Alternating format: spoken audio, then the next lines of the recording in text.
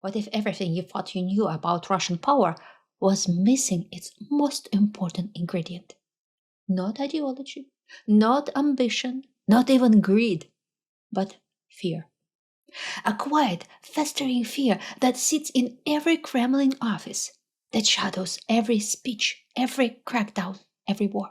Hi, I'm Elvira Barib. I'm a writer born in the Soviet Union, and I want to show you something that's rarely spoken about in the West, but that defines the very soul of Russian power. This isn't a video about defending Russia. It's not about condemning it either. It's about understanding what drives a state that would rather burn the world down than feel weak. So stay with me. We are going deep into history, into propaganda, and into the minds of men who rule through fear because they fear being ruled.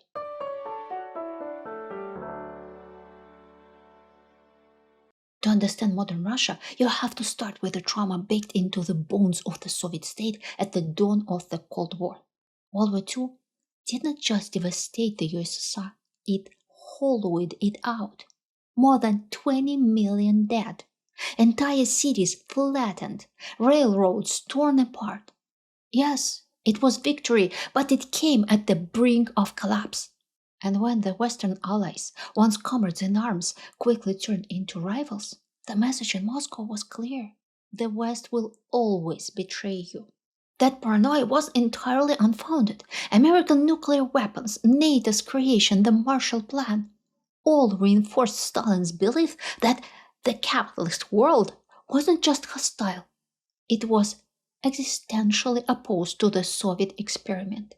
Let that sink in. Fear was deeply personal. Stalin did not just fear foreign spies, he feared his own generals, his own doctors, his closest aides.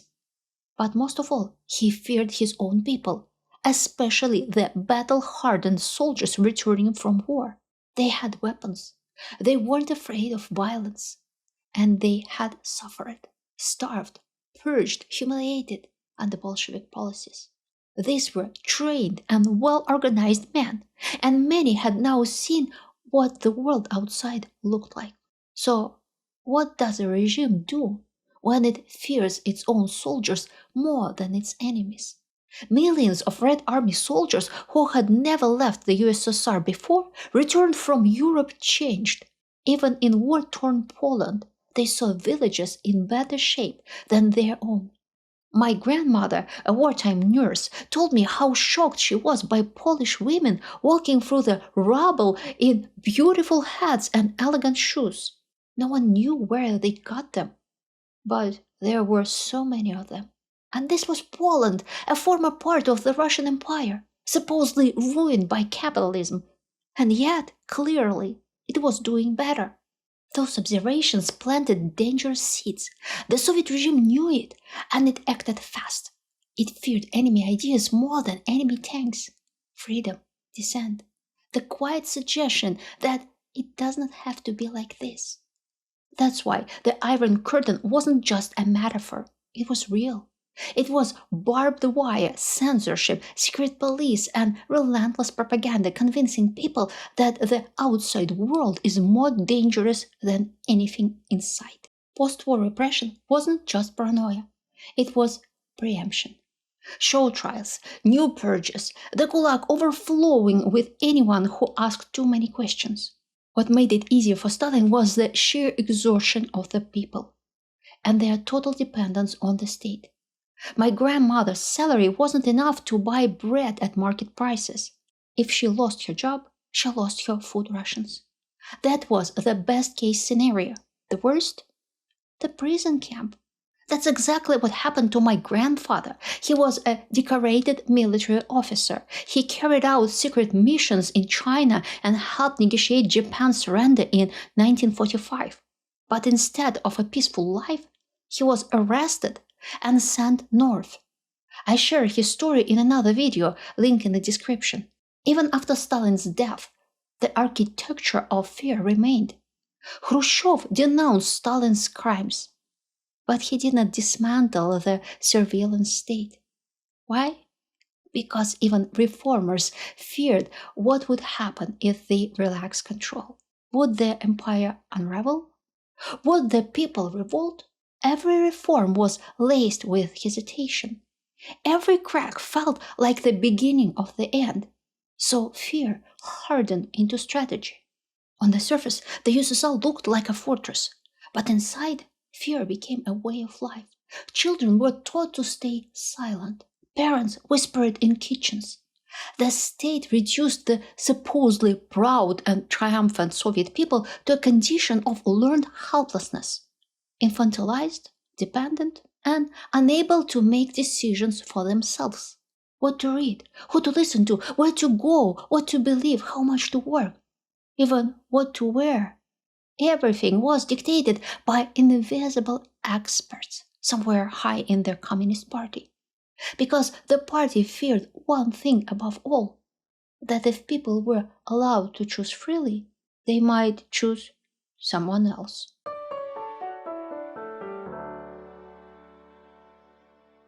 By the late 1970s, the Soviet leadership appeared stable on the surface. But beneath that calm exterior, cracks were forming. The economy was stagnating. The black market was thriving. Young people secretly listened to Western rock music on bootleg tapes, and even the simplest foreign items, such as a pen or a pack of gum, were considered treasures. People coped the only way they could, with dark humor. One popular joke went like this. A journalist asks Brezhnev, "What's your hobby?" Brezhnev replies, "I collect jokes about myself." "And how many have you collected?" 2.5 prison camps. Another favorite. "What are Brezhnev's eyebrows?" "Stalin's mustache. Just rise to a higher level." Then, in 1979, the Soviet Union invaded Afghanistan, supposedly to stabilize a friendly government. But the real reason was fear. Fear that the Americans would gain another foothold near Soviet borders. It was supposed to be quick, a show of strength, a reminder that Moscow still called the shots. But it wasn't. Instead, Afghanistan became the Soviet Union's Vietnam. A grinding, brutal war against guerrilla fighters who didn't fight like a traditional army. The US funneled weapons to the Mujahideen, and the Soviet army, used to rolling tanks through Eastern Europe, found itself bleeding out in mountain passes and ambushes. But the real fear wasn't what was happening in Afghanistan. It was what was happening because of it. As coffins came home, public trust in the regime, already fragile, started to crumble. For the first time in decades, the Soviet state was visibly vulnerable. Parents were burying their sons. Soldiers were returning traumatized, addicted, broken, and whispers turned into questions. Why are we there? What are we fighting for? The Kremlin didn't have answers, so they doubled down on fear. They censored casualty reports, arrested those who spoke out, and labeled grieving mothers hysterical or traitors. Fear that kept people silent also kept them restless. It created a pressure cooker society, one spark away from the explosion. That explosion came in the 1980s.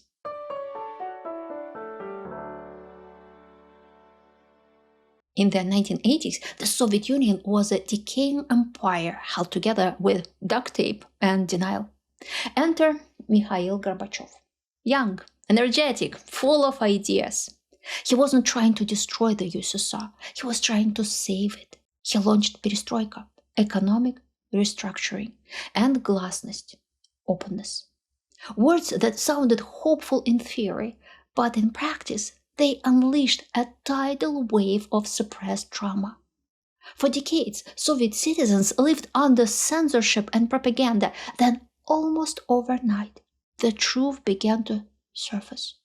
Newspapers started publishing stories about the Gulag, the famines, and the mass executions.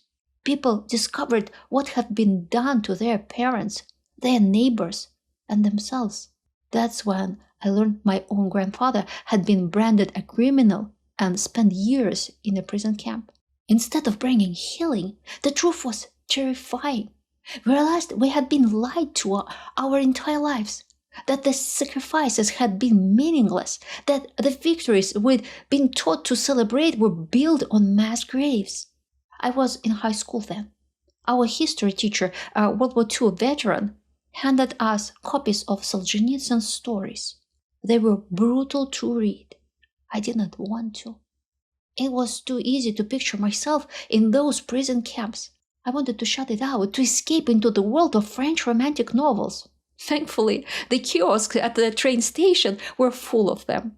Meanwhile, fear of the regime began to morph into fear of collapse. Factories shut down, inflation soared, store shelves went empty. And the worst part, no one was in control anymore. Imagine watching the world you feared collapsed, only to realize the chaos might be even worse.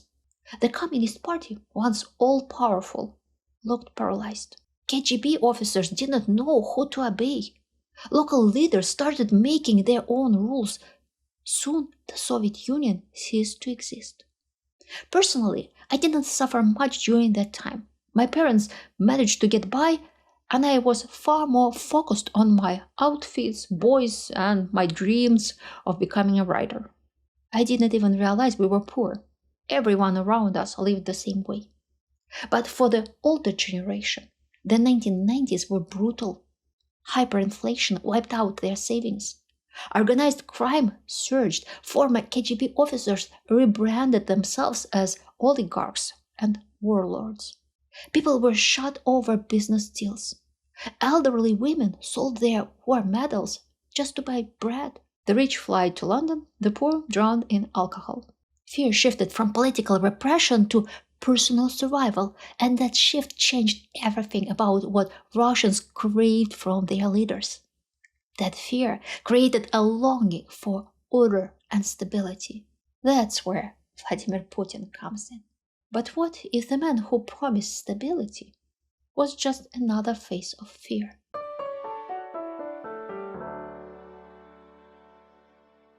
Vladimir Putin wasn't emotional or charismatic. He did not inspire. He reassured. He promised to end the chaos, and he looked like someone who could actually do it. For millions of Russians exhausted by the instability of the 1990s, that was enough. Oil prices began to climb.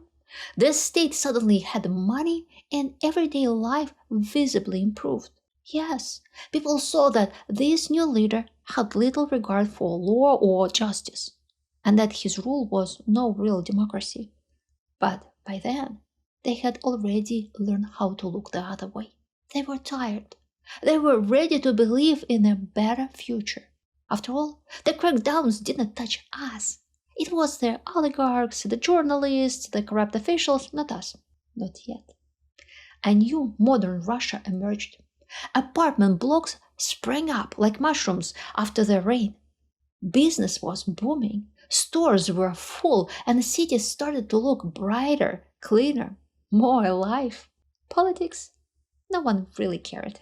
Most people didn't believe they could change anything. And truthfully, life felt comfortable enough. If you didn't read the news, if you didn't dwell on someone else's misfortunes, everything seemed fine. And besides, this is your only life. Why waste it worrying about things that feel completely out of your control? For years, people justified Putin's growing authoritarianism with a single powerful argument. At least he kept the chaos at bay. Better Putin than another round of the 1990s. Better corruption than civil war. Better the familiar fear than unpredictable anarchy. But that logic became a trap. Now, the expectation is that any change, especially after Putin, will bring upheaval. And that fear of change has become the regime's most powerful weapon. To protect itself, the regime began fighting not just opposition, but change itself. That's why it lashes out at anyone bold or naive enough to imagine a different future. whether it's a neighboring country, an opposition leader, or a 90-year-old posting anti-war poems online. Many family and social ties have been shattered. It's frightening to share your true thoughts only to discover the person you are speaking to is a Putin supporter, someone who might report you to the police without hesitation. There have been cases where a patient reported their doctor, a school principal reported their own students. When trust disappeared, so does the ability to organize, to stand together, to defend yourself. Fear isolates, and isolation makes resistance nearly impossible. To stay safe in Putin's Russia, you have to think twice about what you say at work, what you post online, who you talk to, even what version of history you teach your kids, or which books are safe to read. Not mine, of course. I write about the rise of totalitarianism in the Soviet Union, and that's now strictly off limits. But we don't give in, do we? No authoritarian regime can suppress the human need to understand the world, or the joy of discovery, or the thrill of witnessing human vitality in action. If you are curious, the links to my books are in the description.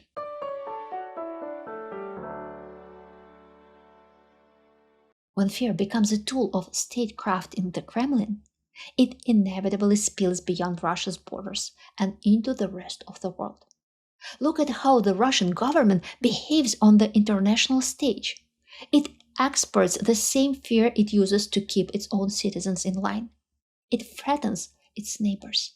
It spreads disinformation. It undermines democracies, not with ideology, but with confusion.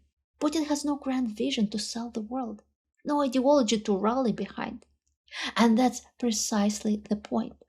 Why fight for influence when you can paralyze your opponents with fear?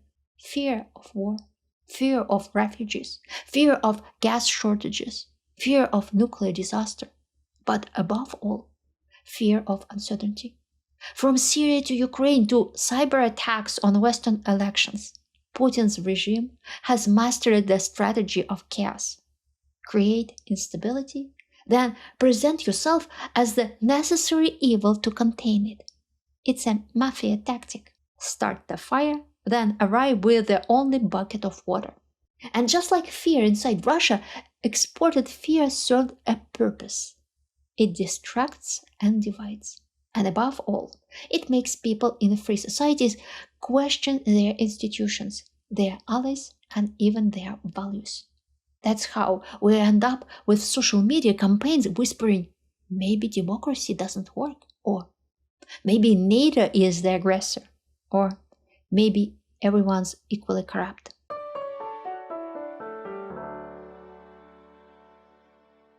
It's easy to feel hopeless when looking at modern Russia, like fear is baked into the system, impossible to uproot.